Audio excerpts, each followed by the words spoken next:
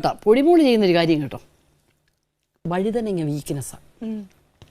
ആരോ കൊച്ചിന് പോയ ജന്മം വഴുതനങ്ങ ഈ വിഷം വെച്ച് കൊന്ന്. തമാശയില്ലടാ. ഷൂട്ടിങ് കഴിഞ്ഞ് ഇങ്ങോട്ട് വരും, തമിഴ് പടം കഴിഞ്ഞു ഒരു നൈറ്റി എടുത്ത് അങ്ങോട്ടിടും. അപ്പോൾ അടുക്കളയിൽ ചെല്ലുമ്പോൾ അന്ന് നിന്ന സ്ത്രീകൾ ലക്ഷ്മിയമ്മയൊക്കെ വെച്ചു, ആ മോളെ വഴുതനങ്ങ ഉണ്ട് കേട്ടോ, എടുത്ത് വെക്കട്ടെ. ഇപ്പം എവക്ക് വഴുതനങ്ങയാണെന്നുള്ളവിടെ മോൻ കണ്ടാ അറിയാം. ഇങ്ങോട്ട് എടുത്ത് വെച്ചാലുടനെ ഇങ്ങോട്ട് വരുമ്പോൾ പരികർമ്മി ആരെന്നറിയോ? കലച്ചേച്ചി. ഞാനിതിനൊന്നും കൂടെ കയറൂല.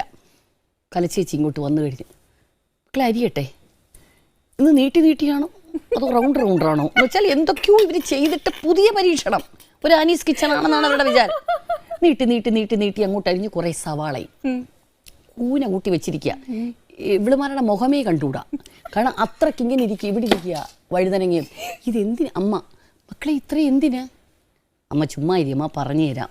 അമ്മയ്ക്ക് അറിഞ്ഞുകൂടാ വഴുതനങ്ങ എന്ന് പറയുന്നൊരു സാധനം നമ്മൾ വെച്ച് കഴിയുമ്പം അതിൻ്റെ പറഞ്ഞു തരാം.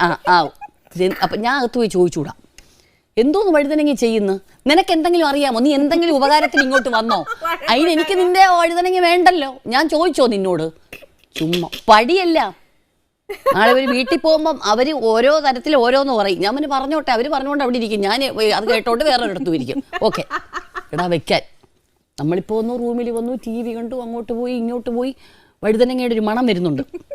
ഒരു 1.5 മണിക്കൂർ കഴിയുമ്പോൾ കലച്ചേച്ചി പ്രോത്സാഹിപ്പിക്കാൻ അവളെ പോലൊരു കൂടപ്പുറപ്പില്ല. നമ്മുടെ ഒരു കൊല ചെയ്താലും അവൾ നമ്മളെ അത് പ്രോത്സാഹിപ്പിച്ച് നമ്മുടെ കൂടെ നിൽക്കും. നമ്മുടെ കൂടെ